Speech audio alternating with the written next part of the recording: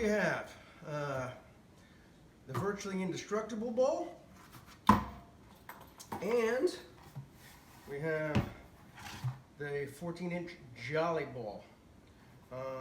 Both of them are classified as 14-inch hard hurting balls, but that's pretty much where the similarities end. To be completely fair, your opinion on these two balls is going to be dependent entirely on how your dog chooses to interact with them. If you have a dog who has no interest whatsoever in biting or picking up a ball and is completely content pushing it around the yard, you'll be fine with the indestructible ball. It's about half a pound lighter. The plastic is softer, so even when it gets scratched up, there's less of a chance that they can scratch their noses and stuff like that. My Roddy Cato also pushes the balls around the yard. He herds them, but that's only because he can't pick them up or bite them.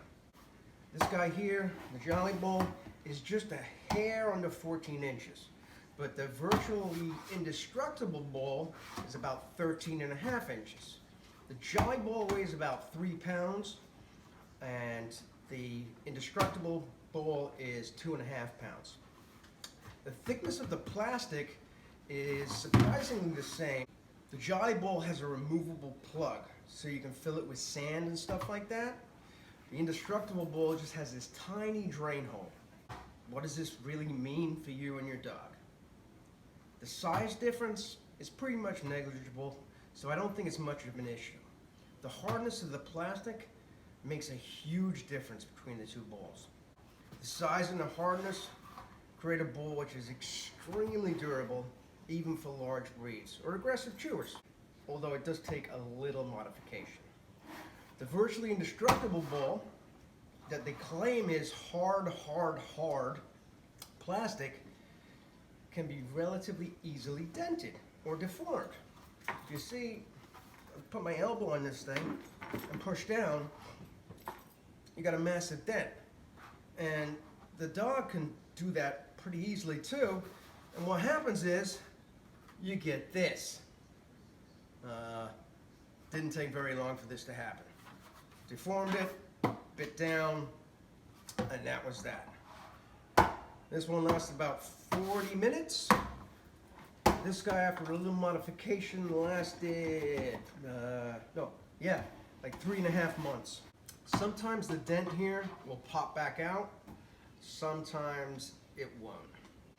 When I first got the Jolly Ball, I was pretty certain that Cato, who's my Rottweiler, wouldn't be able to do any damage to it due to its size and the hardness of the ball. As you see, this one, I put all my weight on it, and it doesn't dent at all. There's a big difference. But it took him no time at all to find its weak spot. Unaware of this, I was chuckling to myself when I first got the ball because he couldn't get it in his mouth, and he was pushing it around the yard, barking at it just like he's supposed to do. I could throw it, I could kick it, and he was getting really tired. And as they say, tired dog, happy owner. But the next thing I know, he's trotting along, carrying the ball in his mouth.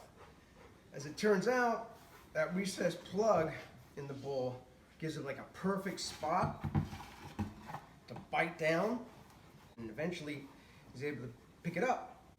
So the first thing I had to do was sand down all these sharp edges, because it is hard plastic, and he was really able, because of this hole, to bite into here and put big gouges in there, and then put some epoxy in here, and then sanded that down, and from then on he was no longer to pick it up. He tried, and to be honest with you, the only reason that this ball broke was because I kicked it pretty much as hard as I could wearing my steel-toe work boots, and as you can see, this big chunk fell out. This brings me to the virtually indestructible ball. The reason I bought it was because it was advertised as being hard, virtually indestructible ball. Plus, it didn't have that stupid recess in it. It just had a tiny little hole in the bottom. And I was really psyched to try it. He was in his little pool for about 40 minutes when he cornered it, dented it, and that was that. I've seen some reviews that actually complain about the hardness of the Jolly Ball and dogs wearing down their teeth. My Rottweiler chews on bones and antlers, and those things are hard. But like I said, for the right dog, I'm sure the indestructible ball is going to work out great. It's just not for me.